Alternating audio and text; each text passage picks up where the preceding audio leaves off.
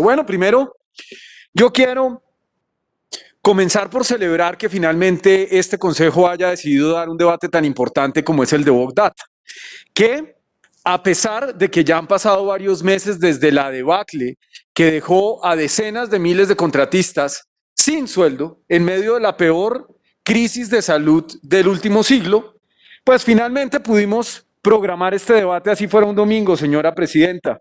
Y este es un debate que sigue siendo absolutamente vigente y en el que creo yo, este consejo debe exigirle a la administración respuestas concretas y acciones reales para que Bogdata deje de generarle perjuicios a la ciudad. Y por supuesto, para que los responsables asuman las consecuencias de sus actos. Bogdata, colegas y señora presidenta, no es nada más que una privatización. Una más de las tantas que se han dado en este país desde 1991, cuando el señor Gaviria echó a andar un modelo de incesante privatización. Como explicó mi colega Manuel Sarmiento, que me precedió antes en el uso de la palabra, esta plataforma reemplaza a una plataforma anterior hecha en casa, hecha por los ingenieros y por los equipos de la Secretaría Distrital de Hacienda a la medida del distrito y la cambió por una solución 100% privada. Pasamos de tener una plataforma 100% pública hecha a la medida para tener una 100% privado. Y esto claramente coincide con el dogma de los neoliberales que dicen que todo en el Estado es ineficiente, que todo hay que entregárselo a terceros. Pero además hay otra cosa con esto, colegas, y es que esta privatización de la gestión financiera y tributaria del distrito también es una sumisión a un mandato externo. También es una pérdida de soberanía. Y aquí pues yo recuerdo a Carlos Gaviria que decía que la soberanía era a las naciones lo que la dignidad a las personas. Y este Estado, como en tantas otras ocasiones, pues pierde la dignidad al entregarle esto a manos extranjeras, por supuesto, como siempre, para beneficiar a unos intermediarios. Entonces, yo he dividido este debate, señora presidenta y colegas, en 3 capítulos. Mis debates generalmente son tripartitos. Entonces, vamos a empezar con el capítulo 1. Y bueno, pues la Secretaría de Hacienda es el corazón financiero del distrito. Es el encargado de recibir la plata, de organizarla, de distribuirla entre las 63 entidades del distrito que dependen financieramente de ella. Y adicionalmente, esta secretaría, doctor Juan Mauricio, maneja la información tributaria de más de 4 millones de personas. Información que hoy no sabemos qué tan segura está. Y además, pues dependen de ella los contribuyentes para realizar los trámites tributarios. Esto es bastante complicado. Durante la crisis de Bogdata, por ejemplo, si alguien pensaba vender un inmueble, pues no podía hacerlo, porque para venderlo tiene que pagar los impuestos.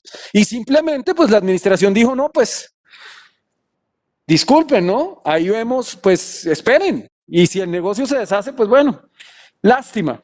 El esquema de Sí Capital comenzó su desarrollo hace 20 años, más de 20 años, en 1998. Algunos colegas apenas estaban gateando por esa época, señora presidenta. Y empezamos a desarrollar la plataforma Sí Capital, que por supuesto requiere actualizaciones, sí, como cualquier software, pero que cumplía con su propósito. Sin embargo, pues el poco grato para mí, Enrique Peñalosa, debo decirlo, tomó una decisión, esto estaba en su plan de desarrollo Bogotá Mejor para Todos, con un par de proyectos de inversión, de reemplazar Sí Capital para inventarse una solución enlatada, maravillosa y genérica, que es la ya tristemente célebre Bogdata. Peñalosa botó a la basura esos en ese momento 20 años de desarrollo de la plataforma de todos los bogotanos y le entregó a estos intermediarios extranjeros el negocio para que compraran una solución enlatada de una multinacional alemana que es SAP. Y esa multinacional pues entrega este producto y hasta ahora ese producto no ha servido, señor secretario, para nada.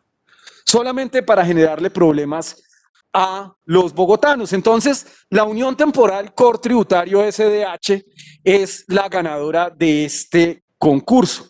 Como lo mencionaron anteriormente, está compuesta por Informática del Corte Inglés y Sinergia de Negocios Consultores Mexicanos. Mexicanos como los amigos de Copemsa, de los parquímetros que denunció aquí el concejal Forero. Los mexicanos no se distinguen como los colombianos, señora presidenta, por su transparencia.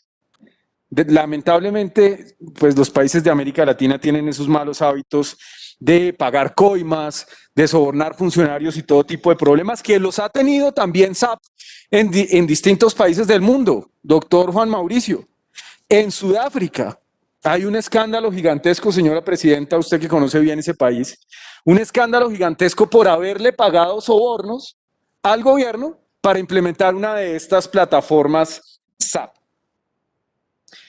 Y esta implementación de Big Data también ha fracasado en otras partes de soluciones similares, como sucedió en el condado Marin de California, donde después de un gasto de más de 30 millones de dólares, pues se optó por detener la implementación de SAP. Voy a avanzar rápidamente con eso porque quizás no vamos a tener suficiente tiempo para desentrañar todo eso, pero lo que sucedió en Miami es que efectivamente un condado, ha habido problemas también en empresas privadas, pero este es el caso de un ente territorial que decide no seguir adelante con el contrato de esta solución SAP. ¿Y por qué es importante? Aquí voy a hacer un pequeño paréntesis y me salgo del libreto. ¿Por qué es importante que diferenciemos esto? Porque una ciudad es uno de los organismos más complejos que existen. No es como tener una fábrica de pimpones, señor secretario, donde usted recibe unos pellets de un polímero, los procesa, los infla y los pinta de colores y los saca. Aquí, por ejemplo, cada vez que a los genios neoliberales se les ocurre hacer una reforma tributaria, tenemos que cambiar un montón de cosas. Las ciudades cambian a una velocidad distinta a la que cambian los negocios privados. Y si bien estas soluciones enlatadas pueden funcionar, que también fallan en los negocios privados, hay una mayor complejidad cuando son entes territoriales las que las implementan. Y bueno, Big Data, rápidamente les explico, está compuesta por dos grandes ramas. Una es el core tributario, encargado de todo lo que tiene que ver con la identificación, liquidación, recaudo de impuestos, que son una de las principales fuentes del distrito, como es el predial, el ICA, las estampillas, etcétera, y los que se van a inventar, ¿no, señor secretario? Porque ya usted anunció aquí que le van a cobrar una sobretasa a los que tengan más de 2 vehículos y otras cosas que ya veremos. Y por otro lado está el ERP, que es el que tiene como funciones la operación interna, que está destinada a Hacienda, y al sistema de gestión financiera de las otras entidades del distrito. Y los usuarios de este sistema pues son las secretarías, los departamentos administrativos y las empresas industriales y comerciales del Estado. Un ERP, por sus siglas en inglés, Enterprise Resource Planning, o planificación de recursos empresariales, pues se puede definir como un software de gestión empresarial. Y estos softwares no se venden, ojo con esto, no se venden, nosotros no somos dueños de ese software, sino que ofrecen unas licencias para ser utilizadas, que son las conocidas soluciones enlatadas. En abril del 2017, el Banco Mundial, nuestros verdaderos jefes, los que mandan aquí, así algunos digan que el imperialismo no existe, el Banco Mundial hizo un informe en donde, después de estudiar Sí Capital y de identificar sus limitaciones, pues tiene unas opciones, ofrece 3 opciones ese informe: adquirir un software nuevo, que fue lo que hicieron; corregir las fallas de Big Data, que fue lo que Enrique Peñalosa decidió no hacer; o hacer un escenario mixto en el que las dos se dieran al mismo tiempo. Finalmente, pues como les digo, se tomó la decisión de enriquecer a esos intermediarios y a la gigante alemana, pero generaron un problema adicional, y fue que perdimos la gobernanza digital, un hecho que es definitivamente un desacierto en estos tiempos, y dejamos a un lado la implementación de unos desarrollos tecnológicos que se habían hecho con talento humano nacional. Generamos entonces una dependencia, y esto es sumamente grave, porque esto no es un negocio hecho para que le paguemos una plata al contratista y después no lo volvamos a ver. Esto es para generar una dependencia de años o décadas. Uno de esos negocios soñados por cualquier privado, porque ponemos pues todos los huevos en una misma canasta y no hay manera de salirse de ahí. Después de que usted firma ese contrato con Big Data, cualquier actualización, cualquier cambio, pues nos lo van a cobrar. cosa que antes no pasaba porque la plataforma era de desarrollo propio. Entonces, bueno, esa dependencia es muy peligrosa porque además SAP no garantiza la seguridad de la información, no lo garantiza por completo. Ya se vio en el pasado la vulneración de estos sistemas de SAP y pues tuvo un evento de una vulneración a su seguridad que fue calificado de acuerdo con la empresa de seguridad Onapsis como muy alto. Y bueno, paso al capítulo 2. De hoy no nos acompaña la concejal más peñalosista de este recinto, lo lamento, pero bueno, los amigos de Peñalosa acá de pronto no les va a gustar que uno se refiera al alcalde que les dio tanto cariño durante los 4 años de gobierno, pero esto, pues sí, en primera medida es responsabilidad de Peñalosa, que fue el que firmó el contrato, como siempre, con su dogma neoliberal ante todo. Y en ese momento en el gobierno de Peñalosa se firmó un contrato que estaba pensado para ejecutarse a lo largo de 2 años. Se suponía que esto para finales del 2019 ya tenía que estar funcionando. Pero, en mi opinión, señor secretario, esa unión temporal se comprometió en ese momento a hacer un imposible.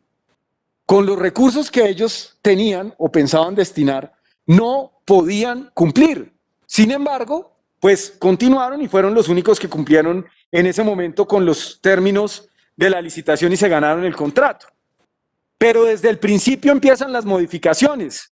Solamente 5 meses después de que Peñalosa adjudicara ese contrato, a los 5 meses de haber comenzado la ejecución, el 23 de mayo de 2018, se firma una primera modificación.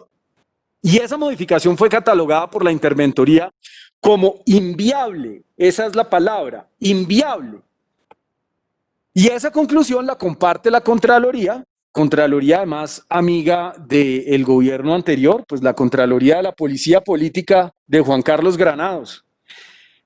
Hoy magistrado, ¿no? Una cosa increíble, pero bueno, esa misma Contraloría, en el informe de la auditoría número 42 del 2019, determina pues que aquí se hizo una modificación al contrato en la forma de pago, de la que también se refirieron antes, pero hay una cosa, y es que ese cambio en la forma de pago no es un cambio menor, es muy, pero muy grave, porque esto está intrínsecamente ligado a la metodología de implementación pactada en el contrato. Y esa metodología no salió del sombrero, esa metodología responde a los pliegos de condiciones técnicas del contrato.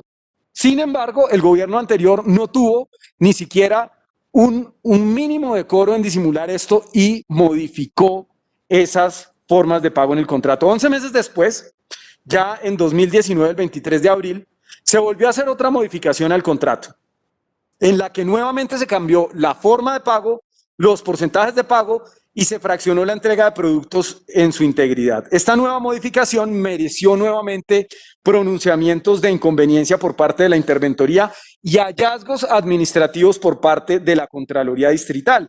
Y se hicieron varias versiones de los cronogramas que empezaron a posponer varias veces la salida en vivo. Finalmente se suponía que esta salida en vivo se iba a dar para el 27 de diciembre de 2019, mientras Enrique Peñalosa firmaba como un loco toda suerte de resoluciones, decretos, porque así son cuando van de salida. Entonces, como hizo con el POT que no pudo aprobar, que después lo aprobó por decreto, muchos de ellos siguen vigentes. En los últimos días de diciembre, pues Peñalosa esperaba recibir la salida en vivo, pero al contrario lo que hicieron fue modificar nuevamente el cronograma y darle 8 meses más a un contratista que ya venía incumplimiento tras incumplimiento. Pero ojo con esto que me parece muy interesante.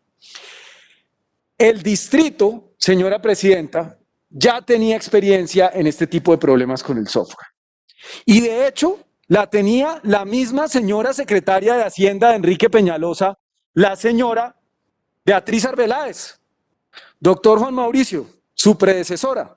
Ella ya había sido secretaria de Hacienda y fue secretaria de Hacienda en el gobierno más corrupto que ha tenido Bogotá, que fue el de Samuel Moreno. Aquí, vean esta foto, parecen separados al nacer, ¿no?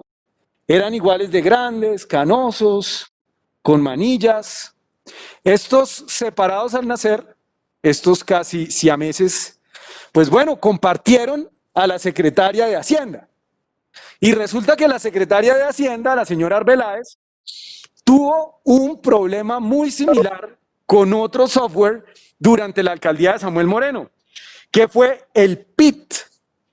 El PIT es el Portafolio Integrado de Servicios Tributarios, que además, señora presidenta, fíjese usted las vueltas que da la vida, fue contratado por Juan Ricardo Ortega. Juan Ricardo Ortega, pupilo de Carrasquilla. Yo estoy seguro de que Carrasquilla le enseñó a sacar raíces cuadradas a Juan Ricardo Ortega. Es su pupilo. Y la señora alcaldesa de la anticorrupción tiene al pupilo de Juan Ricardo Ortega al frente hoy del Grupo Energía de Bogotá. Y fue él, contradictor histórico de mi partido, el que, como secretario de Hacienda de Samuel Moreno, fíjese usted cómo son estos gobiernos alternativos que llegan a gobernar con neoliberales, contrató ese PIT. Y resulta que cuando le quedó ese problema a la señora Beatriz Arbeláez, hizo exactamente lo mismo que está haciendo usted hoy, doctor Juan Mauricio, y es ser complaciente con el contratista. Hizo lo mismo. Y la señora Arbeláez, pues a pesar de que tuvo denuncias de las irregularidades de este contrato de sus mismos funcionarios, el entonces subsecretario de Hacienda, Roberto de la Pava Abad, que llegó con la señora Arbeláez, en ese momento cuestionó la viabilidad del proyecto, porque necesitaba mayores recursos financieros, mayor tiempo y mayor disponibilidad de personal de lo que se había dicho. Y eso, pues salió muy mal. Pero la señora Arbeláez en ese momento modificó el contrato del PIT en contravía de los pliegos de Samuel. Exactamente lo mismo que está haciendo usted hoy, señor secretario, y lo mismo que hizo después la señora Arbeláez en el gobierno de Peñalosa. La señora Arbeláez se tropieza 2 veces con la misma piedra. ¿Pero en qué terminó lo del PIT? Pues en el 2015 efectivamente se le impuso al contratista una cláusula penal por incumplimiento, que creo yo es lo que va a pasar aquí, pero a pesar de esa desastrosa experiencia, pues la señora Arbeláez no hizo nada y cometió los mismos errores con la licitación de Bogdata. Yo espero que los entes de control estén atentos de lo que hacen estos funcionarios, porque no puede ser que cambie el gobierno y entonces desaparecen las responsabilidades. Y bueno, ya para terminar este capítulo que tiene que ver con uno de mis temas favoritos, que es hablar de Enrique Peñalosa, pues eso no extraña. El gobierno de Enrique Peñalosa lo único que buscaba era beneficiar a los grandes capitales privados. Esa era su naturaleza. Y yo creo, pues que Claudia López un poco también. Lo que pasa es que lo disimula mejor. Y lo hace en Ruana y con sacos de Kung Fu Panda. Pero es básicamente lo mismo. Aquí estamos viendo otro ejemplo de construir sobre lo construido. De darle continuidad a los problemas, no por obligación, que es muy importante, sino por voluntad política. Y paso al tercer capítulo, señora presidenta, que tiene que ver con cómo se lava las manos la señora alcaldesa. En octubre de este año, cuando se evidenció el problema de la salida en vivo del software, muchos medios titularon lo siguiente: nos dejaron semejante chicharrón, Claudia López. No, no le dejaron ese chicharrón. Ella está continuando con el chicharrón porque quiere, doctor Juan Mauricio, porque quiere. Porque tiene las herramientas para detener este problema. Y la señora alcaldesa es muy hábil, pero muy hábil en trasladar sus responsabilidades a otros. Yo de verdad estoy seguro que cualquier día de estos va a decir que Peñalosa le dejó firmada la pandemia. Es increíble cómo se lava las manos con todo. Ella nunca tiene la culpa de nada. Siempre es culpa de los demás. O somos unos amargados los que se lo decimos, ¿no? Como acerca de las críticas del Corredor Verde, que dijo en la televisión nacional que éramos unos amargados. Pero bueno, la alcaldesa lleva casi un año con este chicharrón y bien sea por negligencia o por complacencia con el contratista, no ha hecho absolutamente nada. Nada aparte de premiar al contratista. Y les voy a hacer rápidamente un listado de lo que la señora alcaldesa recibió en el momento de posesionarse. Cuando ella llegó el 1 de enero después del picnic y se sentó en la oficina del Palacio Líbano, ¿qué encontró? Encontró una auditoría de la Contraloría hecha en el año 2019 en la que se encontraban hallazgos disciplinarios por las modificaciones. Eso ya existía el 1 de enero.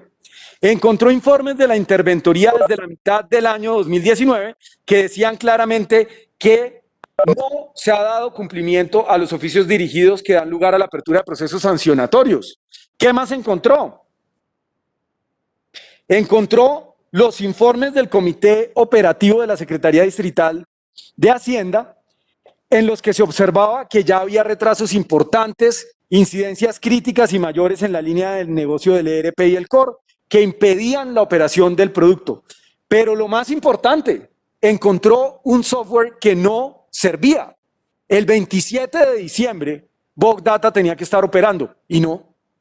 El 1 de enero la alcaldesa se sienta, se posesiona y no está funcionando. Entonces, nada estaba bien. Desde la planeación del proceso hasta la ejecución había hierros muy graves. ¿Y qué hizo la administración? Absolutamente nada. No hizo nada. Entonces recibieron los informes de la interventoría desde enero y hasta la fecha. Todos esos informes, señor secretario, todos esos informes evidencian incumplimientos. Todos. ¿Y qué hicieron? Los engavetaron. Recibieron por parte de la interventoría un informe el 26 de junio de este año en el que nuevamente les informan de un presunto incumplimiento. ¿Qué hicieron? Lo engavetaron. Y además premiaron al contratista con una adición de nada más 13.409 millones de pesos, es decir, el 34% del contrato, y una prórroga por 8 meses, lo que nos lleva a un total de 53.000 millones de pesos, más lo que cuesta la interventoría, que en este punto va en 5.600 millones de pesos. Una interventoría que además no ha servido para nada, pero lo más grave, señores de la administración y señores de los entes de control, lo más grave es que han pospuesto una y otra vez las audiencias públicas para beneficiar al contratista, para no sancionar al contratista.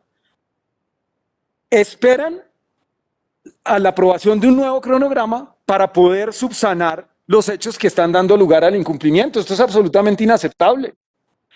Entonces, pues rápidamente voy a mostrar una línea de tiempo. Creo que voy a pasar rápidamente por esa línea de tiempo para no pasarme de los 30 minutos, señora presidenta.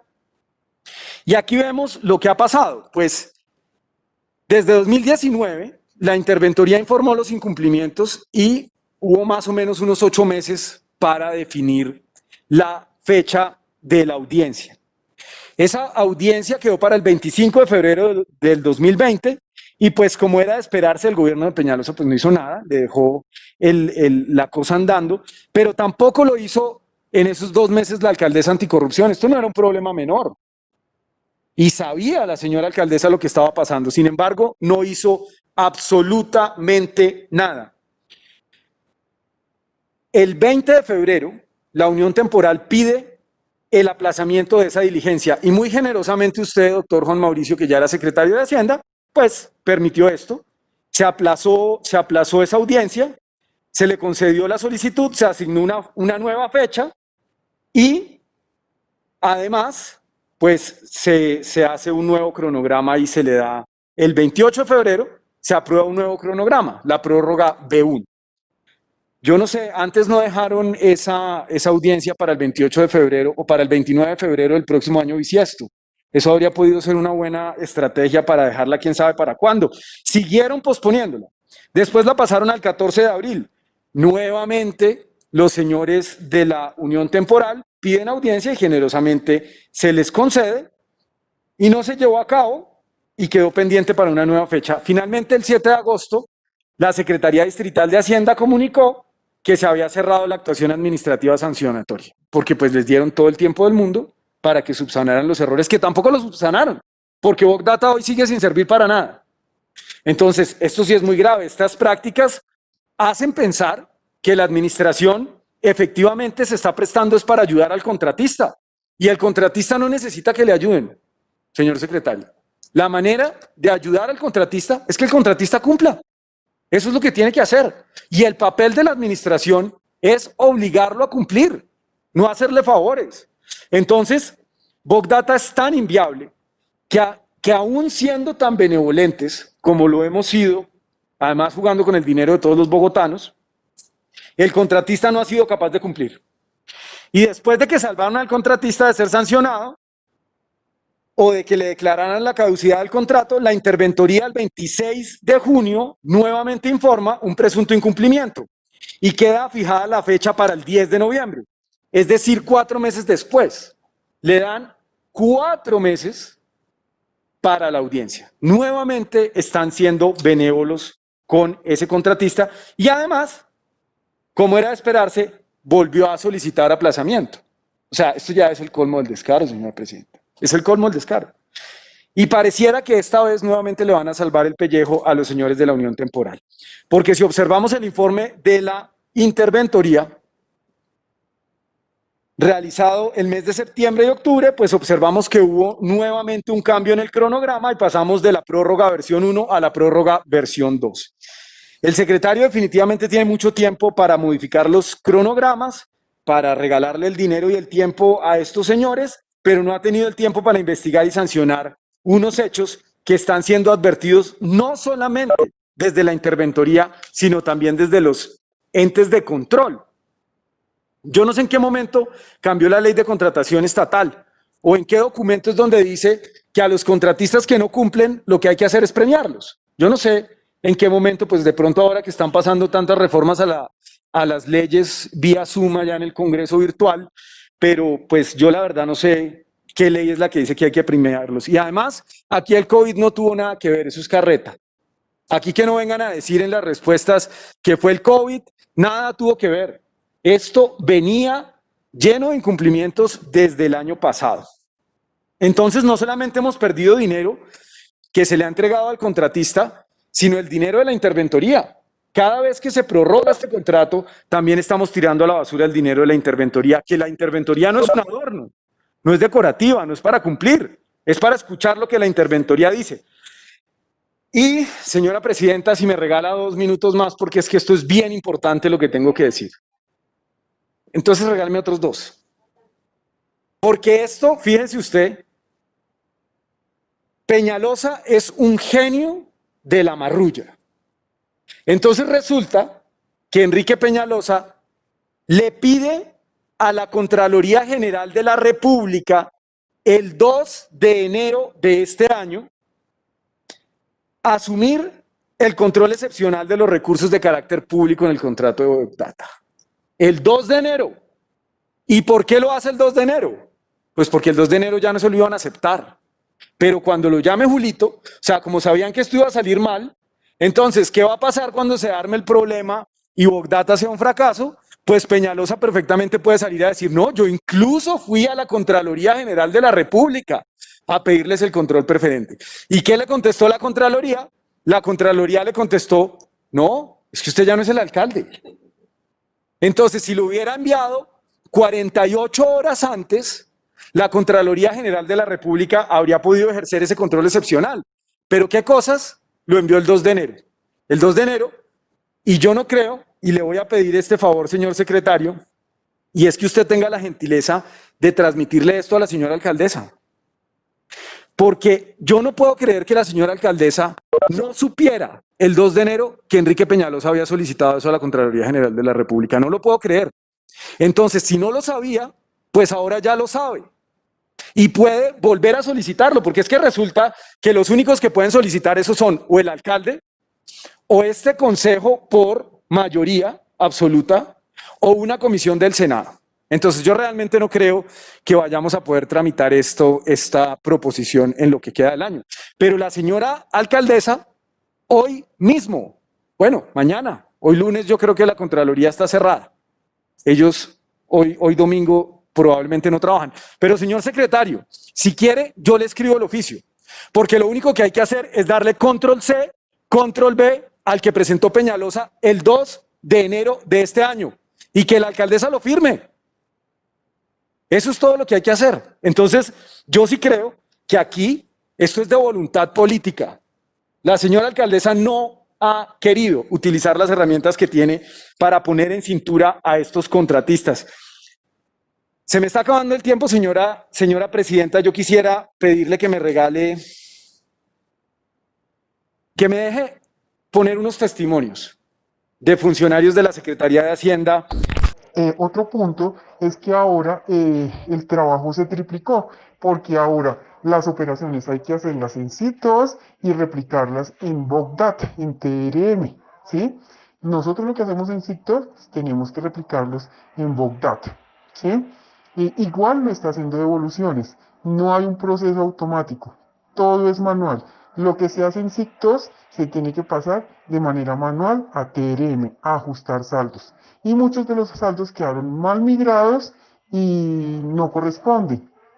Es decir, nosotros estamos modificando los valores y da igual modificar un peso a modificar 1.000 millones, ¿sí? Eso no tiene ninguna seguridad. Eso da un miedo terrible porque si uno se equivoca, quedó ahí grabado y ya, no existe ninguna advertencia que te diga, oye, esta operación es definitiva, ten cuidado, o lo que estás haciendo va a afectar, o el valor es muy superior, pásalo como lo hacen en los bancos, ¿cierto? Que las transacciones hasta cierto punto las autoriza el cajero y ya las transacciones de X valor pues ya pasan a otro nivel. No, acá se hace todo sin ningún control, o sea, esas transacciones no les definieron ningún control por las funciones. Tenemos varios testimonios, pero por ahora lo dejamos así. Este tema no termina acá claramente. Yo creo que aquí hay aún mucha tela de donde cortar y sobre todo espero que la administración tome las acciones pertinentes para sancionar a este contratista que ha demostrado su incumplimiento. Muchas gracias, señora presidenta.